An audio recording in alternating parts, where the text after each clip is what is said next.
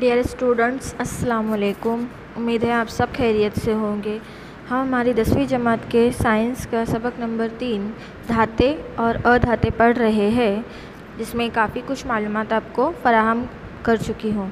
अभी तक के हमने देखा कि टोटल जो है 22 अनासिर धाते हैं और ज़्यादातर जो अनासिर है वो अधाते हैं, और हर अनासिरों के साथ साथ उनकी मुख्तलिफ़ खुसूसियात होती है और वो खुसूसियात के एतबार से उनको अलग किया जाता है और अलग करने के बाद वो धातों में शामिल कर दी जाती है। धातें हमें चट्टानों से हासिल की जाती है और ज़्यादातर चट्टानें जो है मुरक्कबात की शक्ल में पाई जाती है। यानी वो जो होती है धातें, वो तो बताया ही था कि वो चट्टानों से मिलती है और उसके अंदर जो मौजूद मुरक्कबात है वो धातों की शक्ल में होते हैं। जिसका ज़्यादा परिमाण होगा वो उसको उस धात का खालिज करके दे दिया जाता है, और ये मुरक्कबात जो होते हैं ये मादनियात कहलाते हैं, मिनरल्स कहलाते हैं। और ऐसे मादनियात जिनमें धातों की मिकदार बहुत ज़्यादा होती है उन्हें कच्छ धात कहते हैं, और उन्हीं कच्छ धातों से फिर हमें जो है वो खालिज धातें हासिल होती है। जैसे बॉक्साइट, एक बॉक्साइट जो है ये कच्छ धात है। अब इस कच्छ धात को जब हम खालिज करते हैं ज़मीन में से, ये जब मादनियात की शक्ल में मिलती है तो इसे बॉक्साइट कहा जाता है, लेकिन जब इसे खालिज करेंगे बिल्कुल, तो खालिज करने के बाद इसका नाम होता है एल्यूमिनियम होता है। और हेमेट, उसके अंदर से जो दूसरी खाम धातें बचती है, यानी एल्यूमिनियम जब उसके अंदर से खालिज धात हासिल हो जाती है, तो खालिज धात हासिल होने के बाद उसमें से जो बचता है हेमेटाइट, तो वो हेमेटाइट जो है वो कच्छ धात रहती है, जिससे फिर लोहा हासिल होता है। तो इस तरीके से जब ज़मीन में से वो धातें निकलती है तो उनका नाम कुछ और रहता है, फिर खालिज करने के बाद उससे कुछ और नाम दिया जाता है। समंदर के पानी में जो धातें मौजूद होती है, जैसे मैंने बताया था आपको नमक, तो वो सोडियम क्लोराइड जो रहते हैं, तो वो सोडियम क्लोराइड से फिर क्या हासिल होता है, मैग्नीशियम से कैल्शियम क्लोराइड हासिल होता है। फिर उसके बाद मैंने आपको बताया था धातों की तबाई खुसूसियात। इसके अंदर से धातों की तबाई खुसूसियात के अंदर मैंने ये बताया था कि हर एक धात की अपनी खुसूसियात होती है, जिसके ज़रिए हम उसे आसान तरीके से दर्जाबंदी कर सकते हैं उसकी। तो इसमें सबसे पहले मैंने बताया था कि धातों की सतह जो है वो चमकदार होती है, तो हम उसे धाती चमक के ज़रिए ही पहचान लेते हैं कि ये जो धात है ये खालिस है, ये चमकदार है, मतलब धात है। दूसरा कि वो धात जो है हमेशा हमें ठोस हालत में ही पाई जाती है। सिर्फ एक धात ऐसी है जो हमें माय हालत में मिलती है, वो है पारा। तीसरा, धातें आम तौर पर सख्त होती है, लेकिन जब लिथियम, कुछ धातें ऐसी है जो मुलायम होती है। अक्सर तो धातें सख्त ही होती है, लेकिन कुछ धातें ऐसी है जो बिल्कुल मुलायम होती है, जिसे बाआसानी हम छुरी से काट सकते हैं। तो वो धातों का नाम क्या है, सोडियम, पोटाशियम। ये मुलायम धातें हैं। सोडियम और पोटाशियम को चाकू से कट कर सकते हैं। चौथा, धातों की तार पजीरी होती है। तार पजीरी यानी बिल्कुल पतले पतले उनको टोक फीट कर तार बनाए जाते हैं, जैसे चांदी के वरक होते हैं ना, ऐसे तार बनाए जाते हैं, ताकि उनकी शीट को फिर चादर पजीरी कहते हैं, और फिर उसको जैसी चाहे शक्ल में ढाल सकते हैं। अब उसी की तरह पतले तार बनाने के बाद फिर उसकी खुसूसियत को हम तार पजीरी कहते हैं। और फिर पांचवा था कि धातें जो होती है वो बर्क़ की अच्छी मौसल होती है, यानी उनमें से हरारत और बिजली जो है वो बहुत आसानी से गुजरती है। तो बिजली की अच्छी मौसल होने, सबसे अच्छी मौसल जो धात है वो चांदी है, और उसके बाद जो है तांबा। तो ये जो दो धातें होती है तो इनको फिर बर्क़ी तरीके से अलग किया जाता है, खालिज किया जाता है। और बर्क़ की जो बहुत कमज़ोर मौसल है, जिसमें से बिल्कुल ना के बराबर बर्क़ गुजरती है, वो है लीड और पारा। तो इसी तरीके से छठा, धातों की कसाफत ज़्यादा होती है, यानी धातें वज़न में भारी होती है। कसाफत का मतलब होता है वज़न। वज़न के अंदर धातें कैसी होती है, बिल्कुल भारी होती है। तो ये जो था धातों की तबाई खुसूसियात थी। अब इस तरीके से अधातों की तबाई खुसूसियात बताया था, इससे अपोजिट कि वो कोई भी हालत में हमें मिल जाएंगी। जैसे कि अधातें आमतौर पर ठोस, माय और गैस तीनों हालतों में पाई जाती हैं, जैसे कि कार्बन, सल्फ़र, ठोस नाइट्रोजन, हाइड्रोजन, गैस, ब्रोमीन, रकीकी। अधातों की बात कर रही हूँ मैं। दूसरा, इनमें कोई चमक नहीं होती अधातों में।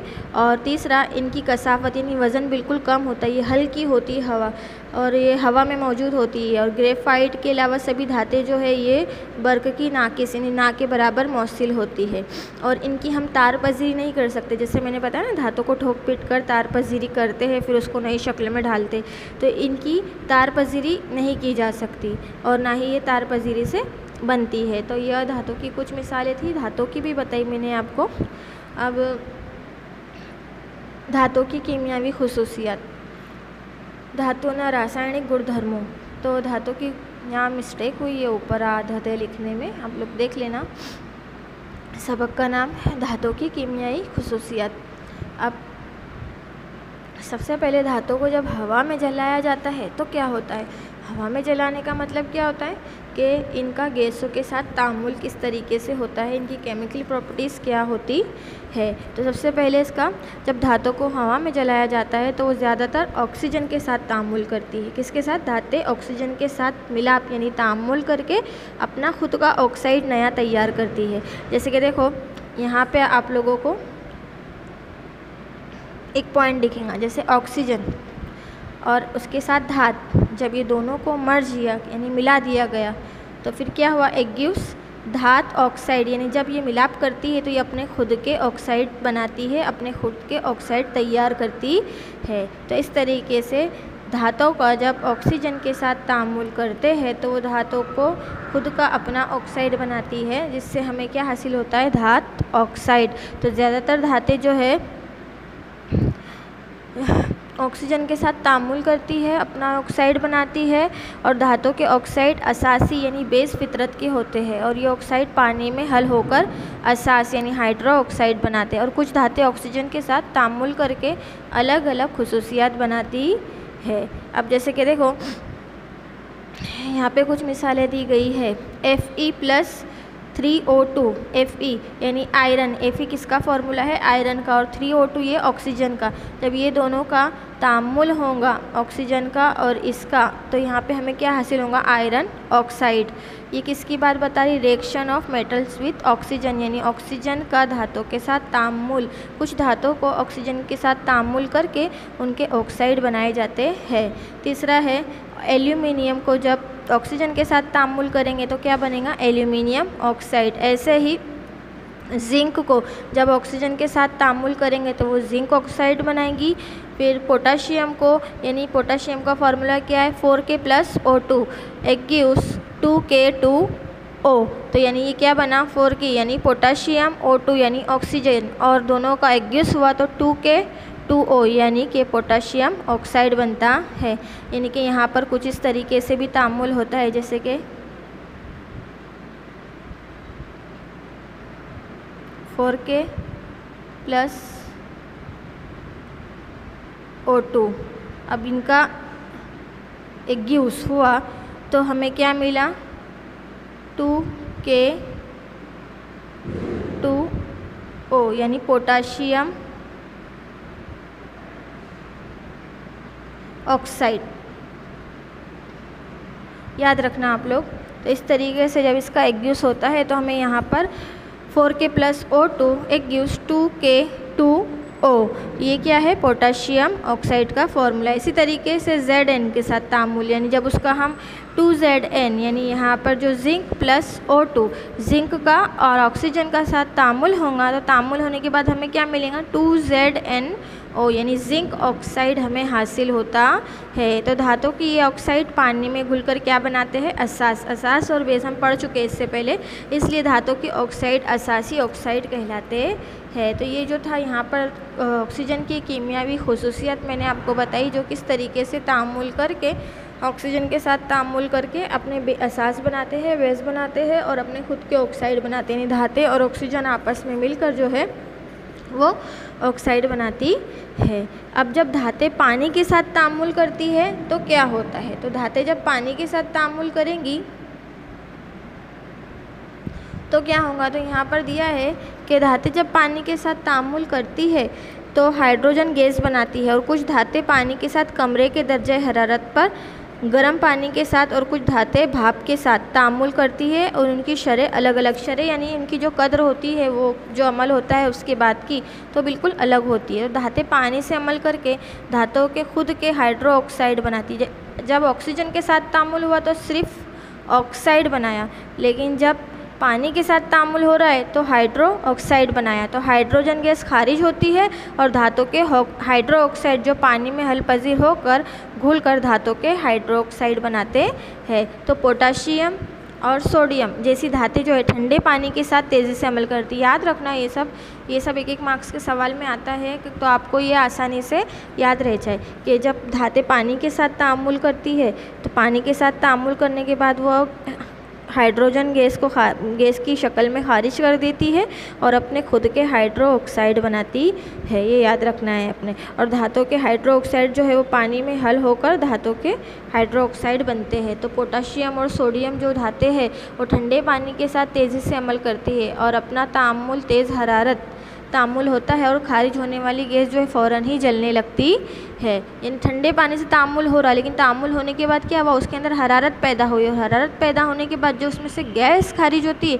तो वो गैस खारिज होने के बाद क्या होती है, जल उठती है। यानी उसमें इतनी तादाद के अंदर हरारत मौजूद होती है। तो ये क्या हुआ इसका, ये कीमियावी तामुलात हुए। किसके साथ, पानी और धात के साथ के तामुलात बता रही। इससे पहले हमने जो है ऑक्सीजन के साथ तामुलात देखे और ये पानी और धात के साथ के तामुलात है।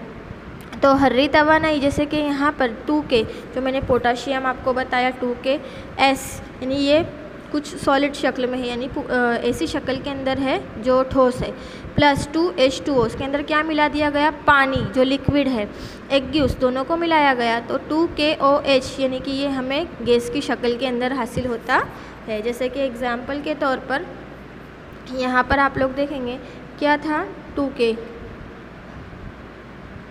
था। अब ये कैसे मिला हमें, एस सॉलिड की शक्ल में मिला। अब इसके साथ क्या मिलाया गया, 2H2O मिलाया गया। अब ये कैसा था, लिक्विड की शक्ल में था, यानी L। अब ये जब इन दोनों का तामुल हुआ तो तामुल होने पर सबसे पहले तो 2KH है, ये मिला हमें जो है माई की शक्ल में, यानी लिक्विड की शक्ल में, और खारिज उसमें से क्या हो गया, ये प्लस की निशानी है, खारिज हुआ उसमें से H2 जो गैस की शक्ल में था। यानी दो चीज़ें हो गई यहाँ पर, जब पोटाशियम और पोटाशियम के साथ पानी लिक्विड के अंदर लिया, यानी ये जो है पोटाशियम सॉलिड और इसके साथ पानी को मिलाया, तो पानी को मिलाने के बाद यहाँ पर 2KOH, यानी कि हमें ये पानी की शक्ल का महलूल हासिल हो गया और उसमें से प्लस गैस खारिज हो जाती है। तो ये क्या हुआ, ये हर्री तवानाई, यानी इसके अंदर से हमें गैस भी मिल गया और पानी के माई की शक्ल के अंदर भी लिक्विड मिल जाता है। तो ये किसके साथ का तामुल था, धातों का पानी के साथ का तामुल था, कि जब वो पानी के साथ तामुल करेंगे तो उसकी रिएक्शन कुछ इस तरीके से होती है। तो आज की वीडियो में इतना ही। कुछ नहीं समझ में आता है तो आप सवाल पूछ सकते हो मेरे से, और कल इंशाल्लाह हम इसके आगे का हिस्सा पढ़ेंगे। ठीक है, चलो अल्लाह हाफिज़।